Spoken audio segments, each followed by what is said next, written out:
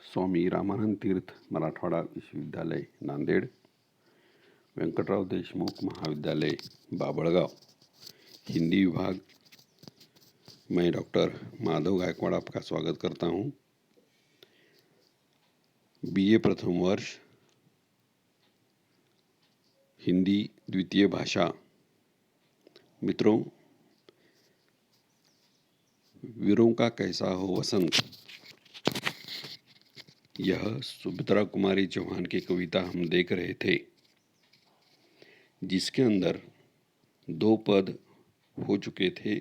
अब हम तीसरी पद की ओर जा रहे हैं। सुभद्रा कुमारी चौहान युवकों को ललकार रही है। वह कह रही है, भर रही कोकिला इधर तान, मारू बाजे पर उधर गान, है रंग और रण का विधान, मिलने को आए है आदि अंत, वीरों का कैसा हो वसंत।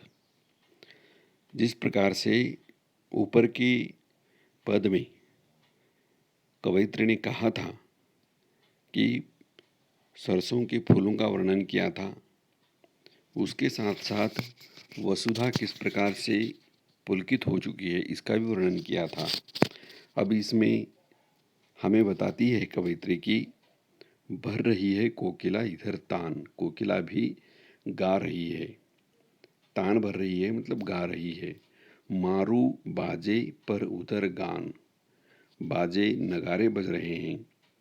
और रंग रण का विधान, एक और इस प्रकार का रंग है, एक और इस प्रकार का आनंद है, तो दूसरी ओर रण का विधान है। मतलब एक परिस्थिति इस प्रकार की है कि वसंत किस प्रकार से हमें मनाना है, ये परिस्थिति इस प्रकार की है, तो दूसरी ओर भारत माता को स्वतंत्रता देने के लिए हमें जो करना है उसका एक विधान, उसकी एक ललकार हमारे सामने है। मिलने को आए है आदि अंत।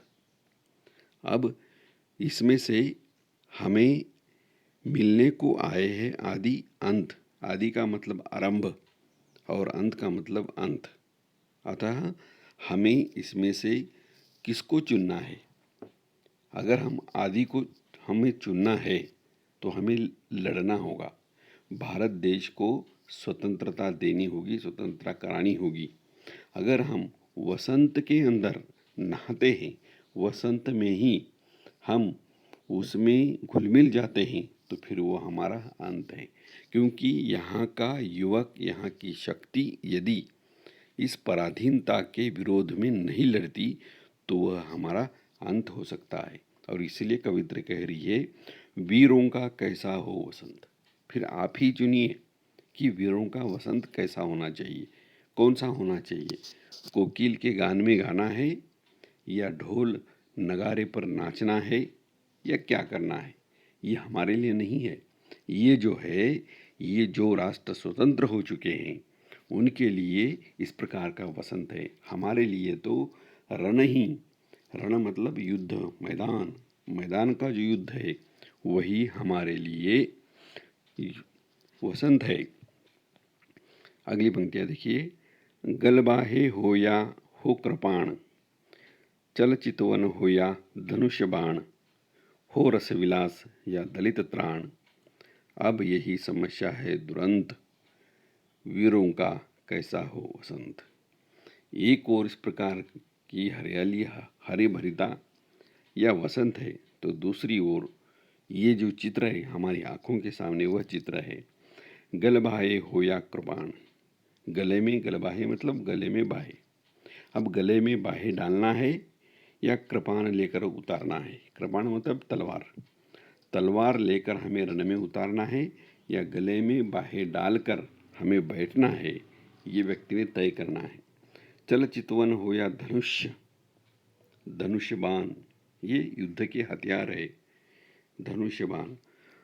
हो रस विलास या दलित त्राण, रस विलास हो, हमें रस के विलास में डूबना है या फिर इस स्वाधीनता के विरोध में या स्वाधीनता को प्राप्त करने के लिए हमें लड़ाई के रण मैदान में उतरना है। ये हमारी परीक्षा है। यही समस्या है दुरंत।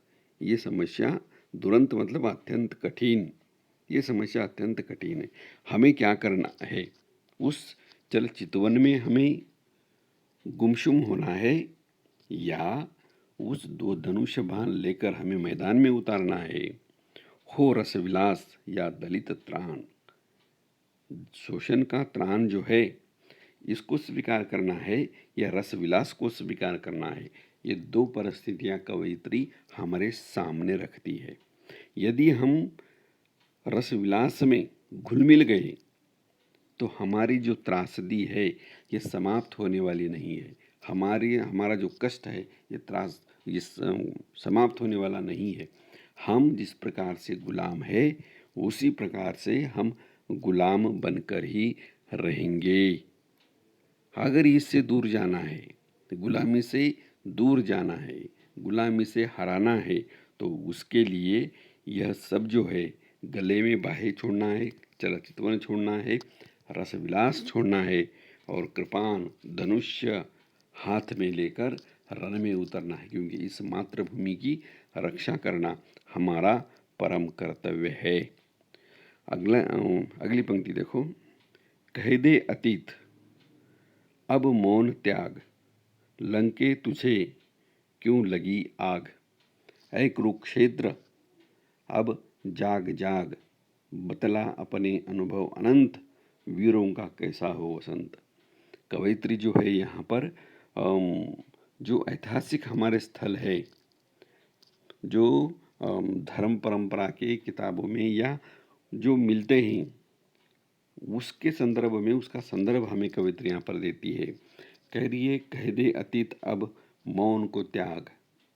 किसको मौन को त्यागने के लिए कहती है कवित्री? लंके तुझे क्यों लगी आग। जो लंका में जिस प्रकार से हनुमान ने आग लगाई थी, किसके लिए? सीता को स्वतंत्रता देने के लिए, स्वतंत्र करने के लिए। उस लंका को कवयित्री ललकार रही है, तू मौन क्यों है, तू चुप क्यों बैठी है। उसके साथ साथ ऐ कुरुक्षेत्र अब जाग जाग, बतला अपने अनुभव अनंत, वीरों का कैसा हो वसंत। कुरुक्षेत्र और लंका को ललकार रही है, आप क्यों चुप बैठे हैं, आप जागो और बतला दो हमें अपने अनुभव कि कुरुक्षेत्र की लड़ाई क्यों हो गई। कुरुक्षेत्र की लड़ाई सत्य के लिए हो गई, लंका की लड़ाई सत्य के लिए हो गई। सीता को आज़ाद करने के लिए लंका में हनुमान ने आग लगा दी और रावण और राम के बीच युद्ध चला और तब जाकर हमें कहीं राम राज्य की संकल्पना मिलती है। अतः राम राज्य तथा सुखी संपन्न इस भूमि को बनाना है तो उसके लिए लड़ना ज़रूरी है। जब तक हम लड़ते नहीं, प्राणों की बलि देते नहीं, खून की बलियां देते नहीं, तब तक ये जो मातृभूमि है इसको स्वतंत्रता नहीं मिल सकती। अतः ये सब प्राप्त करने के लिए जो है, ये सब प्राप्त करने के लिए व्यक्ति के अंदर, युवकों के अंदर ये चाहिए और इसी प्रकार से वह इस प्रकार की अपेक्षा करती है। कवयित्री दूसरा उदाहरण देती है, क्योंकि युवकों के अंदर की जो शक्ति है, क्योंकि युवा शक्ति यह सबसे बड़ी शक्ति मानी जाती है। युवा शक्ति जो है वह सबसे बड़ी शक्ति है और इस शक्ति को वह ललकार रही है, जागृत कर रही है, उसको जगा रही है। अगला उदाहरण कवित्री देती है, देखो। हल्दी घाटी के शिलाखंड, ऐ दुर्ग सिंहगढ़ के प्रचंड, राणा ताना का कर घमंड, दो जगह आज स्मृतियाँ ज्वलंत, वीरों का कैसा हो वसंत। ये जो हल्दी घाटी के शिलाखंड मतलब हल्दी घाटी का जो युद्ध हुआ था, उस युद्ध का कवयित्री यहाँ पर उदाहरण प्रस्तुत करती है। और हल्दी घाटी का युद्ध जो है ये कहाँ है? ये राजस्थान में। राजस्थान में हल्दी घाटी का जो युद्ध हुआ था वह युद्ध किन दो दो सेनाओं के बीच में हुआ था, महाराणा प्रताप और सम्राट अकबर की जो सेना थी, उन दो सेनाओं के बीच में 18 जून 1576 को ये हल्दी घाटी का युद्ध हुआ था। और उस युद्ध में जो है, भले ही अकबर जीत गया हो, लेकिन महाराणा प्रताप का अपने मातृभूमि के प्रति, अपने लोगों के प्रति लड़ने की जो हिम्मत थी, वह हिम्मत कवयित्री लोगों के मतलब युवाओं के सामने रखती है। अपनी स्वतंत्रता के लिए महाराणा प्रताप अकबर के साथ अगर लड़ सकता है, क्योंकि ये जाहिर है अकबर की सेना भले ही ज़्यादा हो, लेकिन हिम्मत जो है, हिम्मत महाराणा प्रताप की अधिक थी। और उसके बीच में उन्होंने जो कार्य किया है, और आज जो भी वहाँ पर शेष हमें दिखाई देता है, वह मात्र महाराणा प्रताप का कमाल माना जाता है, या उनकी ये करतूत मानी जाती है।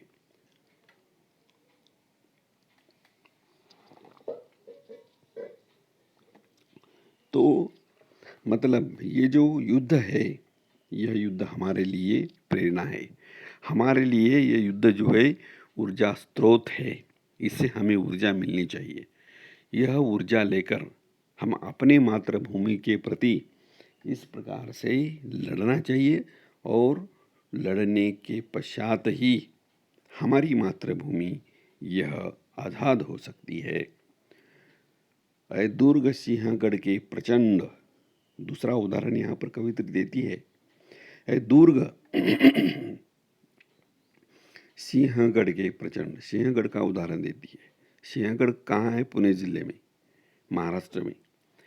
महाराष्ट्र के पुणे जिले में सिंहगढ़ जो दुर्ग है, ये बहुत ही अत्यंत कठिन दुर्ग माना जाता है। और ये जो दुर्ग था, यह दुर्ग पहले उदयभानु राठौड़ के कब्जे में था। उस पर उदयभानु राठौड़ का कब्जा था, जो मुगलों का सरदार माना जाता है, या उस किले पर उदयभानु राठौड़ का पूरा नियंत्रण था। उस नियंत्रण को तोड़ने के लिए छत्रपति शिवाजी महाराज ने तानाजी को कहा था, तानाजी मालुसरे, और तानाजी मालुसरे ने अपने कुछ चंद साथीदार लेकर उस किले की तटबंदी को रस्सी के सहायता से पार करते हुए किले में घुस गए, और उदयभानु राठौड़ और तानाजी मालुसरे के बीच में युद्ध हुआ। और उस युद्ध में उदयभानु राठौड़ हार गया और तानाजी मालुसरे जीत गया। ये जो वो हिम्मत है, ये जो स्वाभिमान है, ये जो मातृभूमि के प्रति अभिमान है, इस प्रकार का अभिमान कवयित्री सभी युवकों से अपेक्षित करती है। और ये जो युद्ध है, ये युद्ध इतिहास में अजरामर हो गया है। वह 4 फरवरी 1670 में यह युद्ध पाया जाता है, ये युद्ध हुआ है। और उस युद्ध का उदाहरण यहाँ पर कवयित्री देती है कि एक तानाजी मालुसरे अपने चंद साथियों के साथ यदि सिंहगढ़ जीत सकता है, तो हम तो कितने सारे भारतवासी हैं। इस मातृभूमि को, इस भारत माता को हम आज़ाद क्यों नहीं कर सकते? क्योंकि हमारे अंदर जागृति नहीं है। हम उसके प्रति, हमारे मन में स्वाभिमान की जो भावना है, ये स्वाभिमान की भावना नहीं रही। हमें अपने जीवन के प्रति प्यार हो गया है, और लड़ने के लिए कोई तैयार नहीं है। इसलिए कवयित्री ललकार रही है, क्या कहती है? राणा ताना का कर घमंड। अरे राणा का घमंड तुम्हारे अंदर होना चाहिए, तानाजी का घमंड तुम्हारे अंदर होना चाहिए। उन्हीं के हम वंशज है, ये हमारे स्रोत है, और इसी स्रोत से जो पानी आता है वह हमारे अंदर होना चाहिए। मतलब हम अपने मातृभूमि के प्रति उस प्रकार से लड़ना जरूरी है। दो जगह आज स्मृतियाँ ज्वलंत वीरों का कैसा हो वसंत। इस प्रकार की वह दो उदाहरण देती है जो स्मृतियाँ आज भी जीवंत है, आज भी ज्वलंत है, आज भी वह तप रही है, हमें ये ललकार रही है कि हम यदि इस प्रकार से कर सकते हैं तो सामान्य व्यक्ति क्यों नहीं कर सकता। कर सकता है, लेकिन हमारा वसंत जो है, हमारा वसंत फूलों का वसंत हो गया है, हमारा वसंत सुख का वसंत हो गया है। हम जो है झूठे सुख की अपेक्षा के पीछे लगे हुए हैं और इसीलिए भारत माता की ओर किसी का भी ध्यान नहीं है। ये यहाँ पर कवयित्री स्पष्ट करती है। अगली जो पंक्तियाँ हैं, भूषण अथवा कवि चंद नहीं, बिजली भर दे वह छंद नहीं, है कमल बंधी स्वच्छंद नहीं, फिर हमें बताए कौन हंत, वीरों का कैसा हो वसंत। अभी हमें ललकारने के लिए, जागृत करने के लिए कोई नहीं है। भूषण अथवा कवि चंद नहीं। ये भूषण और चंद कौन है? चंद वरदाई और कवि भूषण। ये जो वीर काव्य लिखते थे, वीर काव्य उन सैनिकों को, उन वीरों को प्रेरणा देता था, शक्ति देता था। ऐसा वीर काव्य लिखने वाला कोई अभी भूषण आने वाला नहीं है। ऐसा वीर काव्य लिखने वाला कोई अभी चंदवरदाई आने वाला नहीं है। चंदवरदाई ने पृथ्वीराज रासो के संदर्भ में जो लिखा था और उनके सैनिकों को जो प्रेरणा दी थी, सेना को प्रेरणा दी थी, उस प्रकार की प्रेरणा देने वाला कोई कवि अब आने वाला नहीं है। हमें ही इतिहास को पढ़कर, वह सिंहगढ़ को सामने रखकर, राणा प्रताप की स्मृतियों को सामने रखकर हमें हमारे अंदर उस प्रकार की शक्ति निर्माण करना है। भूषण अथवा कवि चंद नहीं, बिजली भर दे वह छंद नहीं। बिजली अंग में भरने वाले जो छंद थे, काव्य थे, उस प्रकार के काव्य अब आने वाले नहीं हैं। अतः पहले लड़ाई के लिए जाने से पहले, लड़ाई पर जाने से पहले ये भूषण, चंदवरदाई, जितने भी वीर काव्य कवि थे, वीर गाथा लिखने वाले कवि थे, वह कवि अपने सारे सैनिकों के सामने वीर काव्य पढ़ते थे और वीर काव्य पढ़ने के पश्चात उन सैनिकों के अंदर एक चेतना आ जाती थी, चेतना निर्माण होती थी और उस चेतना के साथ अपने शत्रु पर टूट कर पड़ते थे। ये कवयित्री कह रही है अभी, ऐसा बिजली भरने वाला जो छंद है, बिजली भरने वाला जो काव्य है, वह काव्य अब नहीं है, उस प्रकार के छंद भी नहीं है। इसीलिए है कमल बंदी स्वच्छंद नहीं, फिर हमें बताए कौन हंत, वीरों का कैसा हो वसंत। है कमल बंदी स्वच्छंद नहीं। कलम जो है, ये कलम बंधी हुई है कलम बंधी, स्वच्छंद नहीं है, वो मुक्त नहीं है। कलम जो है हमारी बंधी हुई है, क्योंकि उस पर जो है अंग्रेज़ों का ध्यान है। आप जानते हैं, जिन जिन कवियों ने स्वतंत्रता के प्रति लिखा, जिन जिन लेखकों ने स्वतंत्रता के प्रति लिखा, जिन जिन पत्रकारों ने उस समय में अपनी पत्रकारिता के माध्यम से अंग्रेज़ों के खिलाफ लोगों को जागृत करने का काम किया, उस समय उन पत्रकारों को अंग्रेज सरकार ने जेल में डालने का काम किया था। अतः ये जो कलम है, उसको अंग्रेज़ों ने बंदी बनाया था। जो भी लिखता है, जो भी लिखकर लोगों को जागृत करता है, उसको उन्होंने वहीं पर रोकने का काम किया है।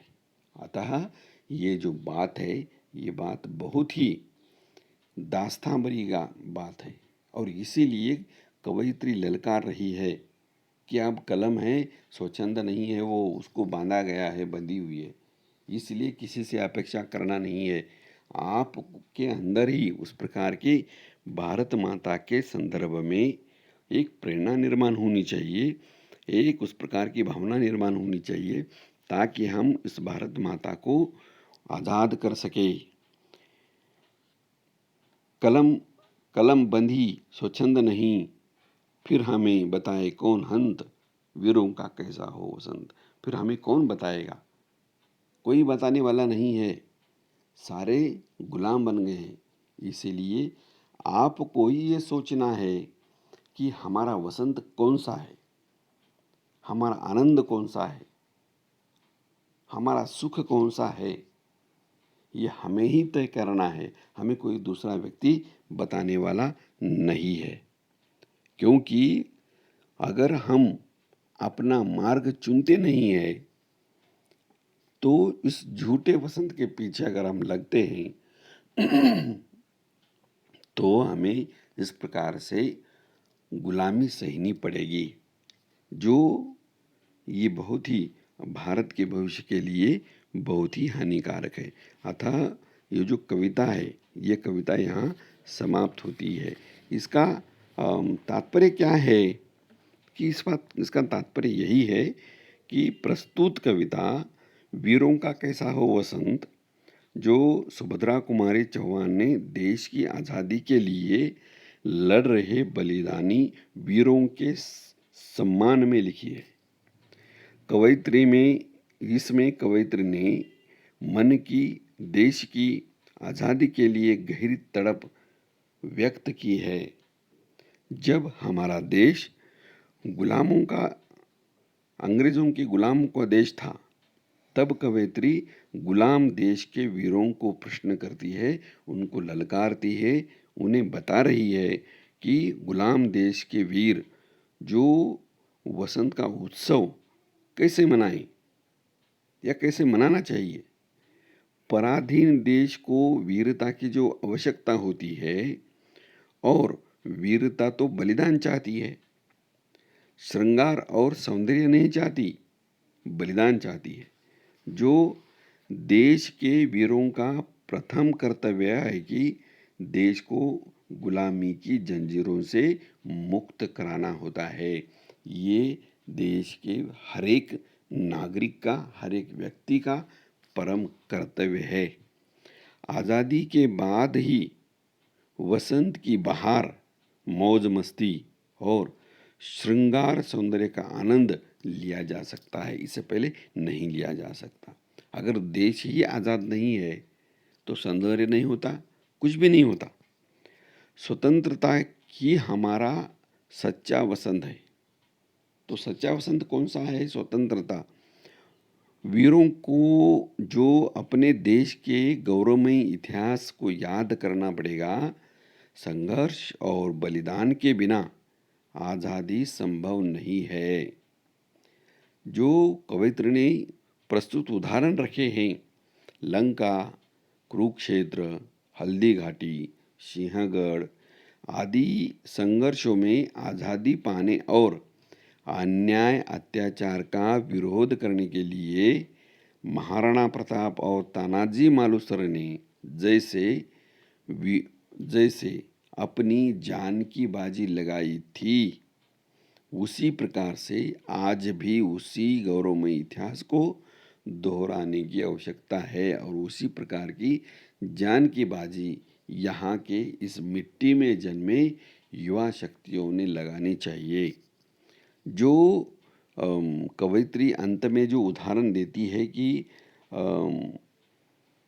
जहाँ दुख प्रकट करती है कि आज भूषण और चंद बरदाई जैसे कवि नहीं रहे हैं, आज ओजपूर्ण छंद काव्य नहीं लिखे जाते हैं।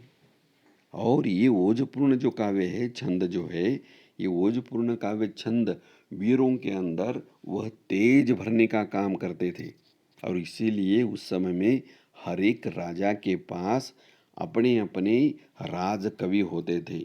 और राज कवियों मतलब राजा के दरबार के मंत्री के समान ये राजकवि का काम ही था कि उस प्रकार से सैनिकों के अंदर इस मिट्टी के प्रति, अपने राज्य के प्रति वह गुण भर दे, वह तेज भर दे, वह स्वस्फूर्तता भर दे कि राष्ट्रीय चेतना उनमें से निर्माण हो। अंग्रेजी शासन ने देशभक्ति और राष्ट्रीय चेतना के साहित्यकारों पर पाबंदी लगा रखी थी, तो कौन खुलकर बता सकता है कि वीरों का कैसा हो वसंत। अतः ये जो कविता है, ये कविता यहाँ समाप्त होती है। और ये जो राष्ट्रीय चेतना भरी कविता है सुभद्रा कुमारी की, तो हम यहाँ उसको समाप्त करते हैं।